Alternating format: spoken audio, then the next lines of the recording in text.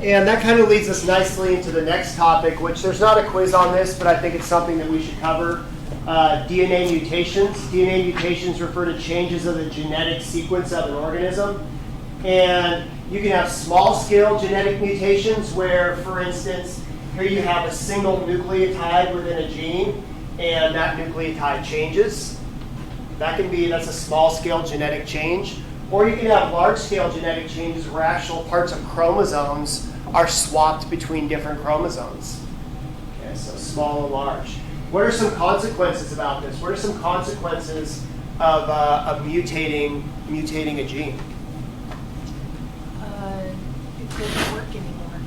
Well, if you mutate a nucleotide, then that might change the amino acid sequence, and then it will have effects, good or bad, on that potential protein. A lot of times it produces a protein that's non-functional and that hinders the body. In the long term, it can also produce a protein that gives us an advantageous trait.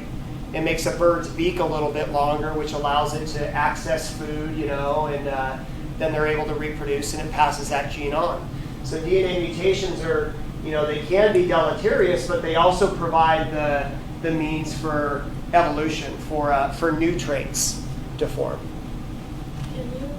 That word deleterious? Bad. Bad? Yes. And the mutation I want to look at is called sickle cell disease. Sickle cell disease has to do with a DNA mutation in the hemoglobin molecule. Hemoglobin is made up of 4 globin chains. What type of molecules make up these globin chains? Wait, What are these globin chains made out of? Amino acids. They're proteins. Proteins, yeah. They're made up of amino acids, and each one of these amino acids is 104. Each one of these globin chains is 146 amino acids in length. Oh. And then you have the heme groups on them with the iron that actually carry the oxygen. But sickle cell disease is an example of what we call a substitution mutation, where you take one little nucleotide and you substitute it for another. So here's this is called the wild type. This is I guess we call it the normal, non-mutated globin chain, the gene for the globin chain. And this is the codon that we're dealing with. This is the DNA codon. And here's the corresponding mRNA codon. And then we use the codon table, and then we find out that the amino acid there is glutamine. With sickle cell disease, it's a substitution mutation of just one nucleotide. So this single T here is substituted by an A. And so instead of having, so here we have CAT, what's the corresponding mRNA going to be? GUA would be U, yeah? GUA. But it's going to be small. And now, instead of having a glutamine amino acid, does anybody have a codon table handy? Can anybody tell me what amino acid GUA is going to produce? Valine. Valine. And sickle cell disease, that's all sickle cell disease is. It's a mutation in one amino acid in the globin chain. But because of that mutation, what that does, here you can see a normal round red blood cell. It causes the red blood cells to be misshapen and have this sickle shape to them. What is it doing? What happened? Why is this a problem? Well, one, it probably doesn't carry oxygen as well. Yeah. But It looks like it went why would this be a problem, having these sickle cells circulating around in your blood? Don't they clog up? Yeah, they get stuck or something. They're misshapen, they're sticky, and they can clog up blood vessels, especially when you get down to the smaller blood vessels. And a sickle cell crisis is an episode where you have a blockage of a small artery in the body. And why is that a problem? Well, it cuts off blood flow, it cuts off oxygen and everything else to the tissues downstream of that. So you lose your own. I don't know if it can get that extreme, but it can cause damage to the tissues downstream of it. And it's extremely painful. Extremely painful. And this is a genetic disease. It's an inherited disorder. And it occurs primarily in black individuals who live in the malaria belt in Africa and among their descendants. 1 in 500 African American newborns in the United States 500. have, what did I say? 1 1 in 500 African American newborns in the United States have sickle cell disease. So theoretically, if you were to have, if let's say white people went down and stayed in Africa, they could have it too. It's not just Well, black people who get it, right? they think it's interesting because people with sickle cell disease have some degree of malaria resistance. And so it could have been something that was evolved as a positive trait over thousands and thousands and thousands of years.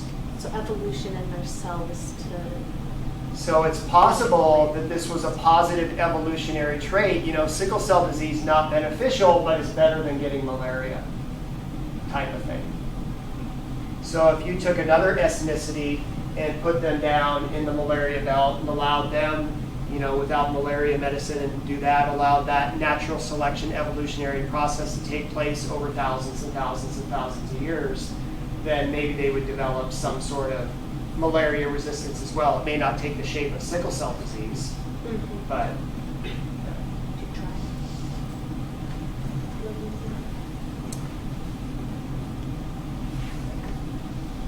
so that's a substitution mutation. Another type of mutation is called an insertion mutation. That's where we have the genomic sequence and we insert a single nucleotide into that sequence.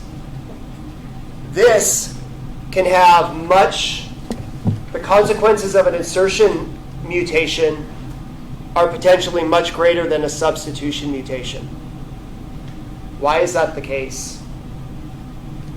Why is it that inserting an A here would potentially be much worse than if we,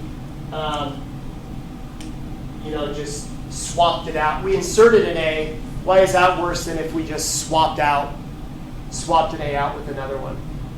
Because if you insert one, it shifts all the other ones, and since the codons go by 3, it just changed like a ton of other. That's exactly what it is.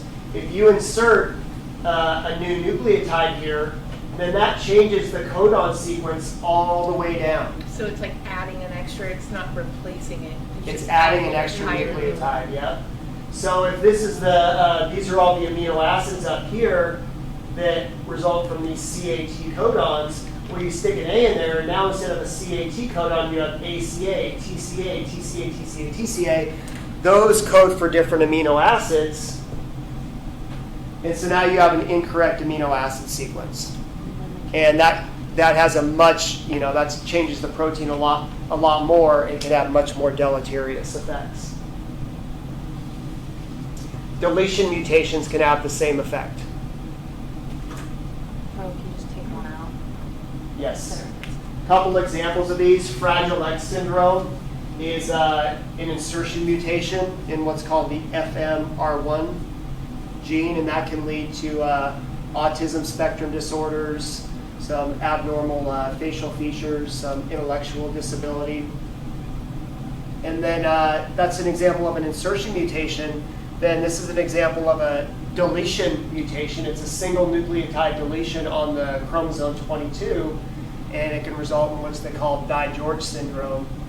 Again, abnormal facial features. I'm not seeing intellectual disability with this one, but some physical abnormalities.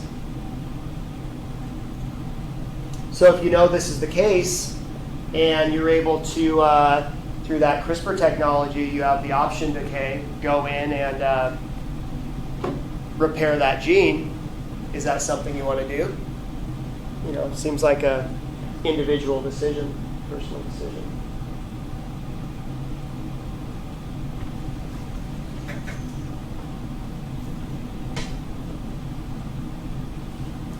So what causes mutations? Well, mutations occur when DNA cells divide. As part of their normal life cycle, a single cell may want to divide and make two identical daughter cells. And so if we're going to do that, if we're going to take a single cell and make it into 2 identical daughter cells, then you have to replicate the DNA. So the DNA can be evenly dispersed between those 2 cells.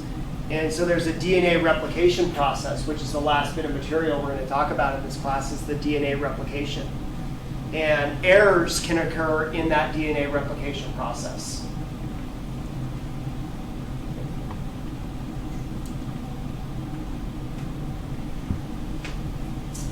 Physical and chemical agents called mutagens can also cause mutations. UV light from the sun, chemicals in cigarettes, X-ray radiation are all mutagens. They can change the genetic sequence.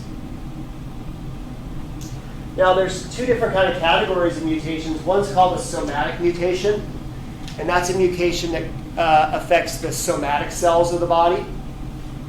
And if that happens, then that's going to affect that particular area of the body. But importantly, it's not going to be transferred to the offspring because the sex cells do not have that genetic mutation. If you have a genetic mutation that occurs, however, within the sperm, within the eggs, then all the cells of the body, including the sperm and eggs that are going to be produced, are going to carry that mutation, and that can be carried on to the offspring.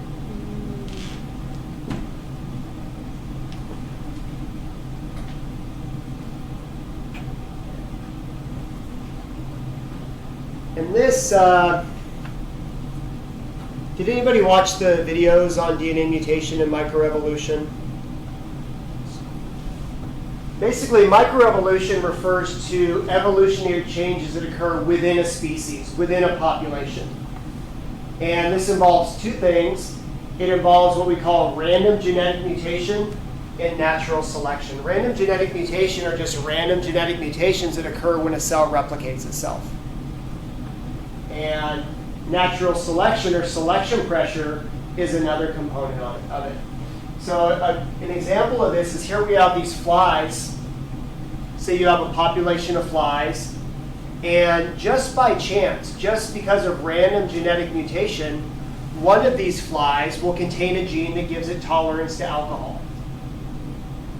Now, if that's all there is, if this random fly has a gene that gives it tolerance to alcohol and nothing else changes, then this gene is just going to be a small part of the overall genetic pool of the population. However, if you add a selection pressure, then that can select for that gene and cause that gene to be more prolific within the population. So for instance, if you take these flies, and I've seen this experiment before, you put them in a column and you put alcohol in there. You put alcohol in the water. And so what happens is that 99% of these flies that do not have the gene get drunk. They're falling, on the bottom. They're laying on the bottom of the cylinder. And because of that, they're not able to reproduce. But this fly right here that's drinking the water, that's not drunk, is able to reproduce. And guess what? That fly passes that gene on to its offspring, which if the alcohol is still present, you still have selection pressure, then these are going to be selected for again. And eventually you're going to get a population where a large percentage of the population is going to now carry that new trait of alcohol tolerance. And that's what microevolution is. It's changes that occur within a population, within a species. Yes? So theoretically, if we didn't have any doctors or vaccinations and COVID swept through, and people with lung disease and lung deficiencies all died and the rest of us didn't, would that be kind of like a... That is natural selection. People with a gene that allowed you to survive COVID would survive. You would pass it on to your offspring. They would potentially carry it, and that's an example of microevolution. The same thing can be applied to a lot of different situations. Here we have this poor kid, and he's got a lice infestation. And one of the things that you can do with lice, I think I just shave my head and just get it done with. Yeah. But another thing you can do is add a shampoo that contains an ingredient called permethrin that kills the lice. What's the problem with that? Well, what if there's, well, maybe it's going to kill 98% of the lice, but maybe 1 or 2% of those have a gene that gives it resistance. That's the selection pressure. They're going to survive, they're going to reproduce, and now you have a head full of shampoo-resistant lice. Another thing that people are scared about are, antibiotics. Antibiotic resistance. And this one I would like you guys to work on in groups. Here we have a population of bacteria. You add antibiotics in the mix, and I want you to tell me how we can potentially get an antibiotic-resistant population from this situation. And I'd like you to use the term random genetic mutation and natural selection.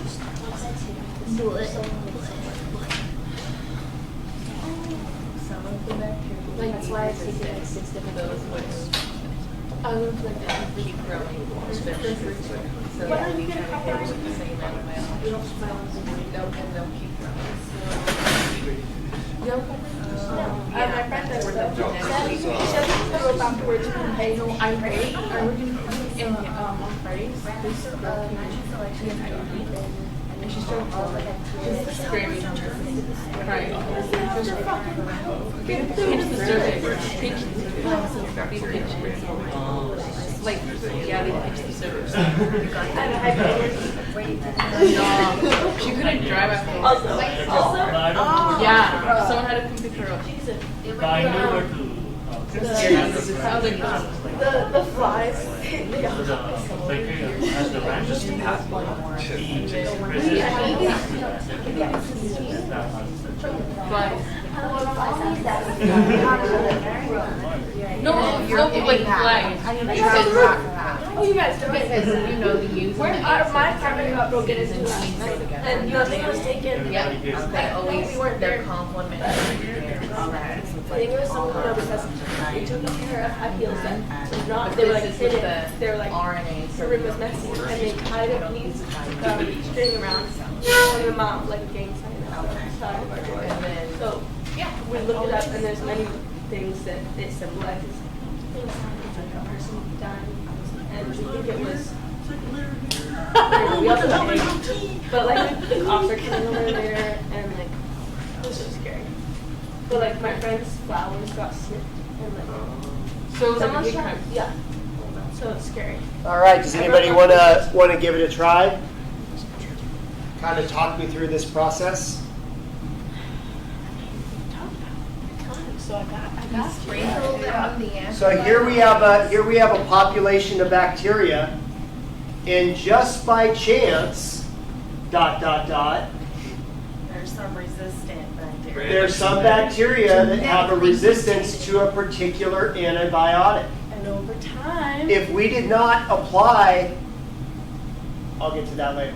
So just by chance, there are a couple bacteria that are resistant to a particular antibiotic. If nothing else changes, though, this is going to remain a small percentage of the population. But if we add an antibiotic, ... what happens next? Selection.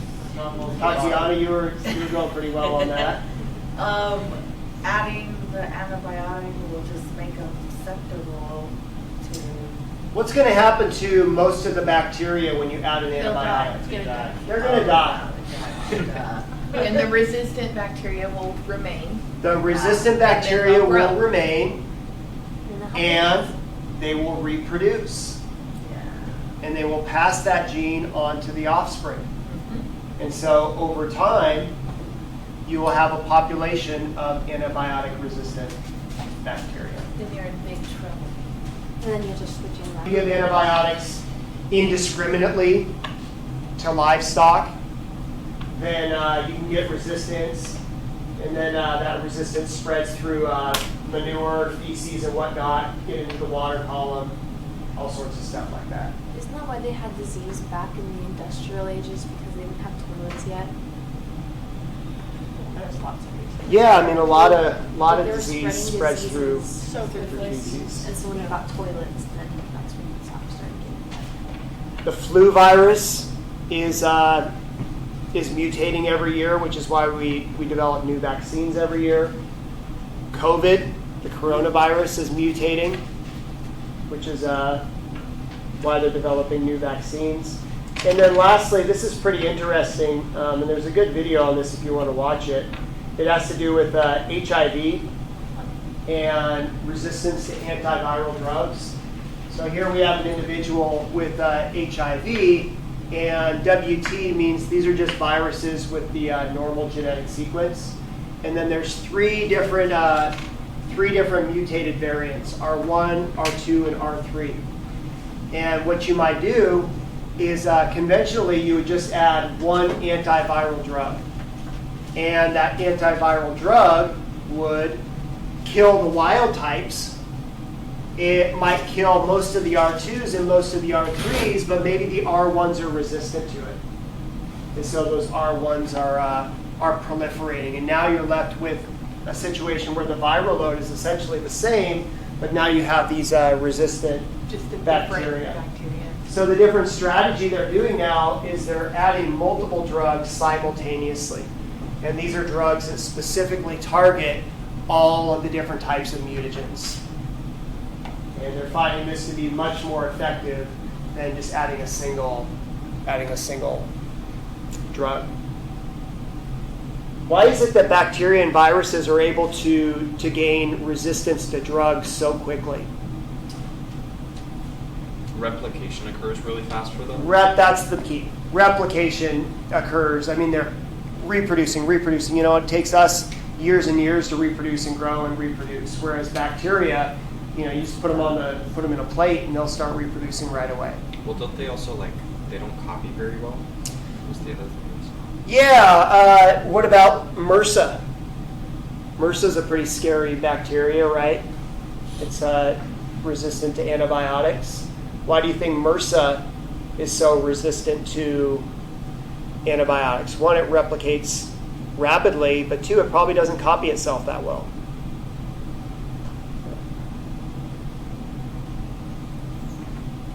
Okay.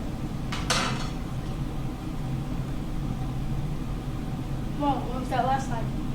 I just said that it just. Unique mutation I mean, I took this. This is in 2020, May 2020, just like a couple months after everything got shut down, and already there were mutations happening. You know, so that's why I took this 2 years ago and put this out there. And since then, you know, how many more mutations has the coronavirus undergone? Alpha, beta, lambda, all that type of stuff. Delta. Can I help you out It's there? like Omicron.